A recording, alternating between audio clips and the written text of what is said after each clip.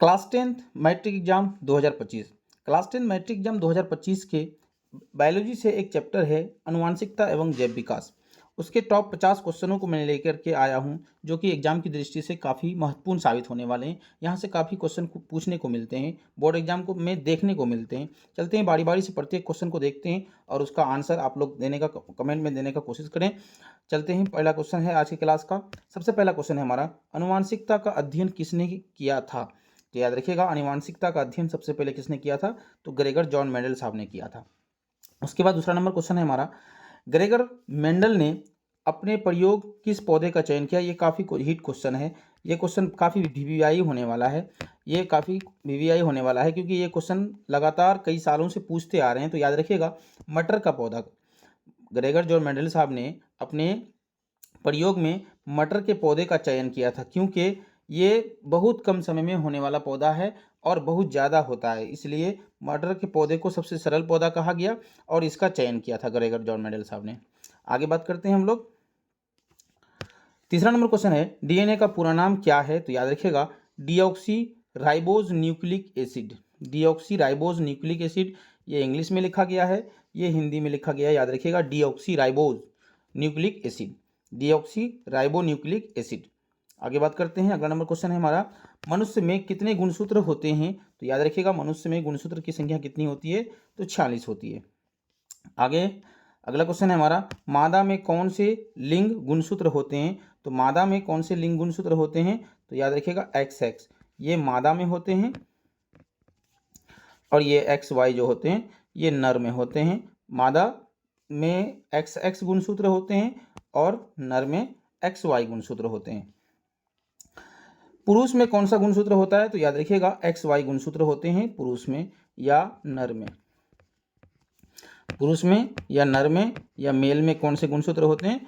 तो XY गुणसूत्र होते हैं। ये काफ़ी इंपॉर्टेंट क्वेश्चन है, ये देखने को मिलते हैं बार बार एग्जाम में। अगला क्वेश्चन है, यदि पिता का गुणसूत्र Y हो तो संतान का लिंग क्या होगा? तो X मादा का है, Y पिता का है, तो ये कैसा होगा? तो ये क्या हो जाएगा? मेल का होगा या बेबी बॉय का होगा।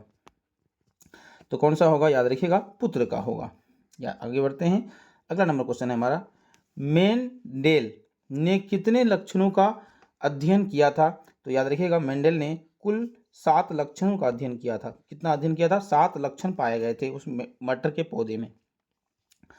अगला नंबर क्वेश्चन है हमारा 9 नंबर क्वेश्चन है, डीएनए का द्विकुंडलित डबल हेलिक्स संरचना की खोज किसने की थी? याद रखिएगा, वाटसन और क्रिक साहब ने किया था। डीएनए के डबल हेलिक्स की संरचना का खोज किसने किया था? वाटसन और क्रिक ने किया था। 10वां नंबर क्वेश्चन है हमारा,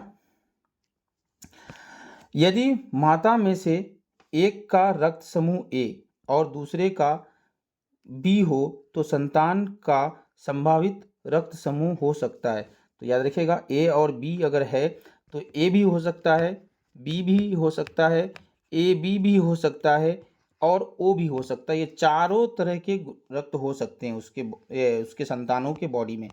तो याद रखिएगा, ये अगर A प्लस B नर और मादा का ब्लड ग्रुप है तो उसमें से अगर दोनों का संयोग से एक बच्चा होगा, बेबी होगा, तो ए उसका ब्लड ग्रुप A भी हो सकता है, B भी हो सकता है, AB भी हो सकता है और O भी हो सकता है।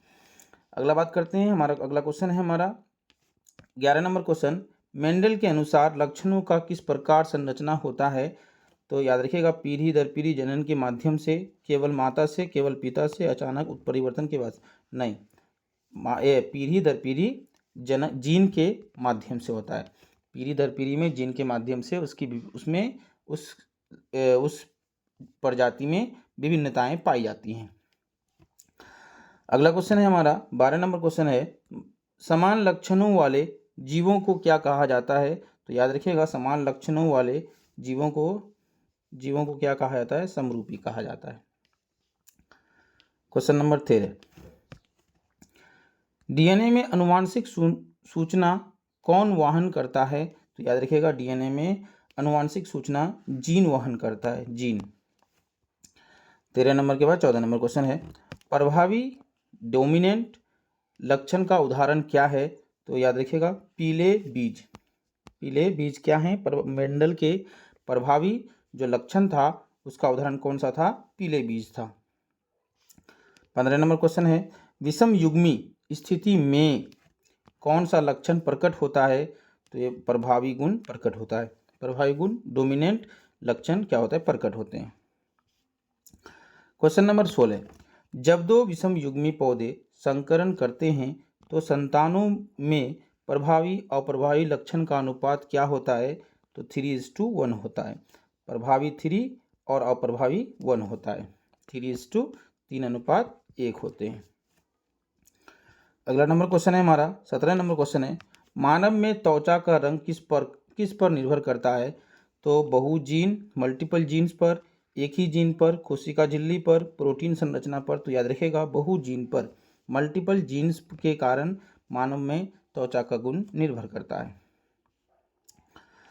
आरएनए का कार्य क्या है? तो याद रखिएगा आरएनए का फुल फॉर्म होता है ribo nucleic acid. Ribonucleic acid.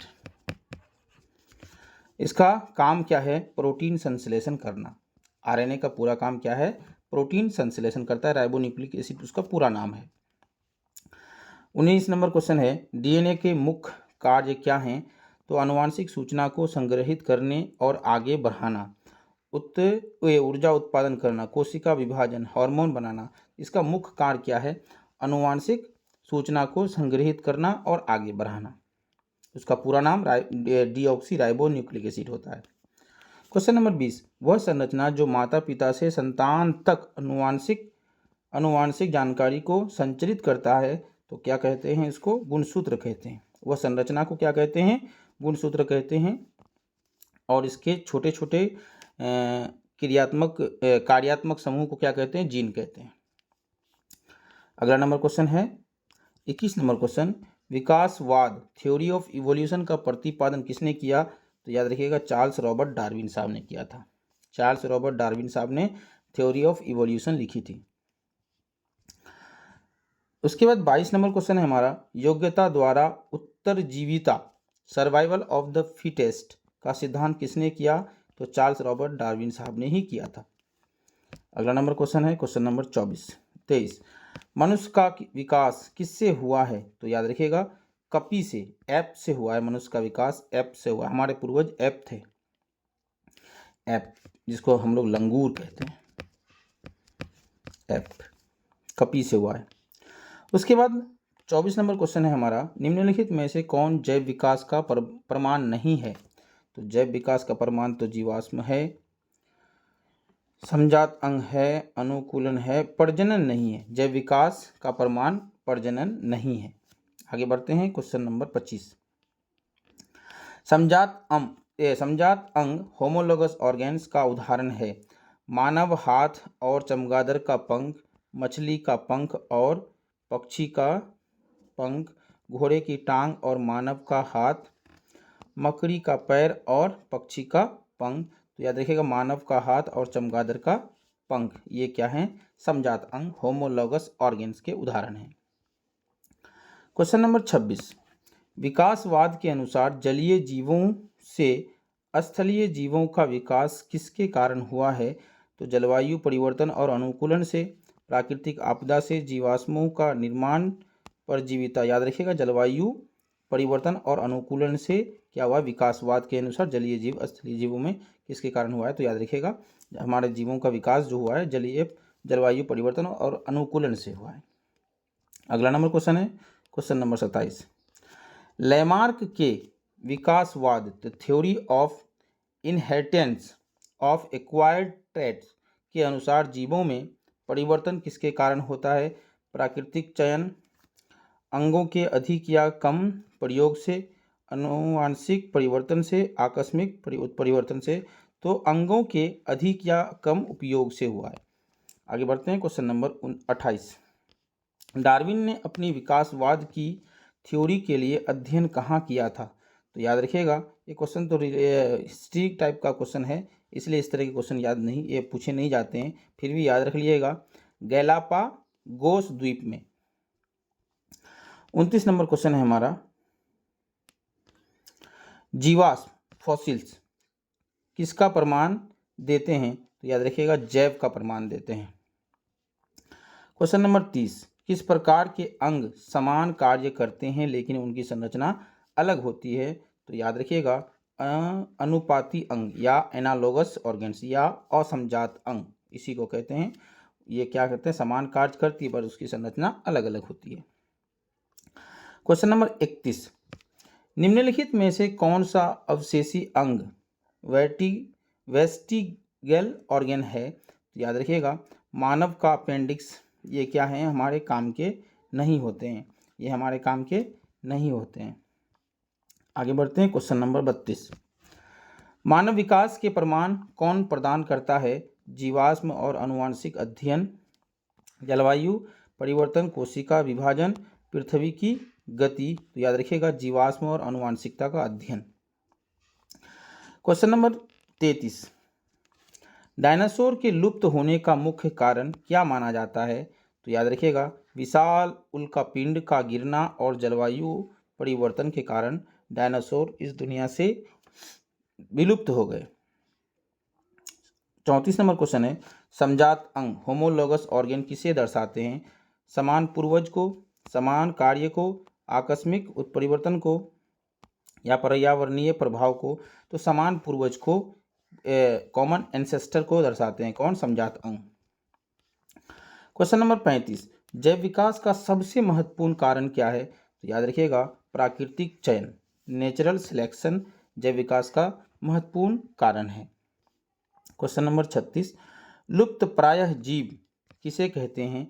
वे जीव जो विलुप्त होने के कगार पर है, नए विकसित जीव, विलुप्त हो चुके जीव, घरेलू जीव। वे जीव जो विलुप्त होने के कगार पर हैं उसको क्या है?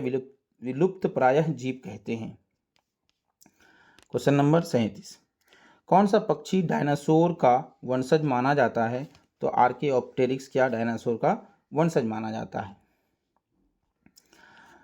उसके बाद 38 नंबर क्वेश्चन, मनुष्य का बंदरों में समानता का कारण क्या है? तो दोनों की जीवन शैली, समान पूर्वज, अनुकूलन, उत्परिवर्तन। तो मनुष्य और बंदरों में समानता क्या है? कॉमन एंसेस्टर है, समान पूर्वज हैं हम लोग। क्वेश्चन नंबर 39, डार्विन के अनुसार कौन सा जीव सबसे योग्य होता है? तो जो वातावरण के अनुसार खुद को ढाल ले वो सबसे ज़्यादा जीवन में रहने के योग्य होते हैं, अपने आप को एडेप्ट कर लेते हैं वातावरण के अनुसार। उसके बाद 40 नंबर क्वेश्चन है हमारा, अनुपाती अंगों का उदाहरण क्या है? तो पक्षी का पंख और तितली का पंख, ये क्या है? अनुपातिक एनालोगस ऑर्गन्स के उदाहरण हैं। क्वेश्चन नंबर 41, सबसे पुराने मानव प्रजाति का वैज्ञानिक नाम क्या है? तो याद रखिएगा होमो हेबिलस, सबसे पुराना होमो हेबिलस। उसके बाद क्या आया? होमो सेपियंस। होमो सेपियंस का पूर्वज कौन है? होमो हेबिलस है, याद रखिएगा। आगे बढ़ते हैं। क्वेश्चन नंबर 42, मनुष्य का वैज्ञानिक नाम क्या होता है? उसके बाद याद रखिएगा होमो सेपियंस मनुष्य का वैज्ञानिक नाम होता है। क्वेश्चन नंबर 43, किस जीवाश्म को लापता कड़ी मिसिंग लिंक कहा जाता है? तो याद रखिएगा आर्कियोप्टेरिक्स को लापता लिंक कहा जाता है क्योंकि इसमें रेप्टिलिया और मैमिलिया दोनों कैटेगरी के गुण थे इसमें। आगे बढ़ते हैं। 44 नंबर क्वेश्चन, समायोजन एडेप्टेशन किसे कहते हैं? जीवों का पर्यावरण के अनुसार बदलना क्या कहलाता है? एडेप्टेशन कहलाता है। 45 नंबर क्वेश्चन, विकास क्रम क्या दर्शाता है? जीवों का अंग, जीवों की विकास प्रक्रिया, केवल जीवाश्म अध्ययन, केवल जैव विविधता। तो याद रखिएगा जीवों का विकास एवोल्यूशन लीनेज कहलाता है, विकास का क्रम कहलाता है। 46 नंबर क्वेश्चन है, सबसे पहले जीवन की उत्पत्ति कहाँ हुई? तो याद रखिएगा जल में हुई थी। सबसे पहले जीवों की उत्पत्ति कहाँ हुई थी? जल में हुई थी। जो किसके द्वारा हुई थी? तो याद रखिएगा शैवाल के द्वारा हुई थी। क्वेश्चन नंबर 47, मनुष्य का निकटतम जीवित रिश्तेदार कौन सा है? तो याद रखिएगा चिंपैंजी मनुष्य का निकटतम जीवित रिश्तेदार है। 48 नंबर क्वेश्चन, अंगुलियों का निशान किसका उदाहरण है? तो आनुवांशिक विविधता का उदाहरण है। क्वेश्चन नंबर 49, प्राकृतिक चयन में मानव कौन जीवित रहता है जो सबसे अनुकूलित होते हैं वो सबसे अधिक जीवित रहते हैं। याद रखिएगा, हम अगर अनुकूलित नहीं हो पाएंगे इस जलवायु के कारण तो हम लोग भी विलुप्त हो जाएंगे। क्वेश्चन नंबर 50 और आज की क्लास का लास्ट क्वेश्चन है हमारा, मानव विकास की वर्तमान स्वीकृत थ्योरी कौन सी है? तो याद रखिएगा, out of Africa theory. Out of Africa theory, ये था हमारा 50 कंप्लीट क्वेश्चन जो जैव विविधता और जैव अनुवांशिकता और जैव विकास से था। यहाँ से काफ़ी इंपॉर्टेंट क्वेश्चन देखने को मिलेंगे आपकी बोर्ड एग्जाम में। प्रत्येक क्वेश्चन को याद कर लें और हमारे वीडियो में अगर नए हैं तो हमारे चैनल को सब्सक्राइब कर लें, बेल आइकन को दबाना ना भूलें। तब तक के लिए फिर मिलते हैं नेक्स्ट वीडियो में और एक इम्पोर्टेंट टॉपिक के साथ। तब तक के लिए नमस्कार।